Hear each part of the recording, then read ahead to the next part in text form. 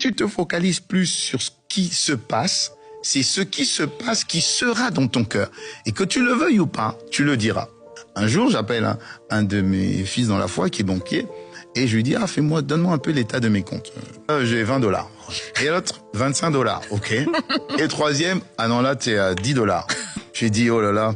Alors j'ai dit à mon fils, j'étais un peu gêné, alors j'ai dit à mon fils, oh là, ton papa pasteur, vraiment, il est pauvre, hein, vraiment. Et puis il m'a dit, non, mon père n'est pas pauvre.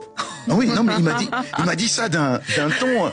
Et vous voyez, moi, je tournais ça en dérision. Et même quand vous tournez ça en dérision, vous avez parlé, en fait.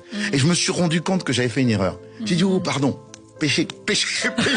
J'ai raccroché et tout de suite, je suis allé dans la confession. Je déclare que Dieu pourvoira à tous mes besoins selon sa richesse. Et avec gloire en Jésus, je déclare que je suis prospère à tous égards. L'or et l'argent appartiennent à mon Père. Je déclare que je suis riche. J'appelle l'argent du nord, du sud, de l'est, de l'ouest, dans le nom puissant de Jésus. Je déclare que cette situation, Dieu pourvoit cette situation. Au nom de Jésus, je ne suis pas pauvre. Je déclare que je suis riche dans le nom puissant de Jésus. Et quand je déclarais comme ça, je suis passé 15-20 minutes de déclaration. Je reçois un coup de fil. Pendant que je déclarais, je reçois un coup de fil. Et je suis entrepreneur en même temps.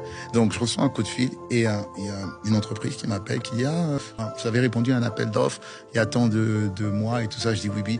Il dit, écoutez, actuellement, on a besoin de une cinquantaine d'agents parce que je fais du recrutement, de la formation et du placement. Donc, on a besoin de 50 personnes tout de suite. C'est tellement pressé. Écoutez, je vous ai déjà fait le chèque, hein. On verra pour le reste. Est-ce que c'est un hasard? Non.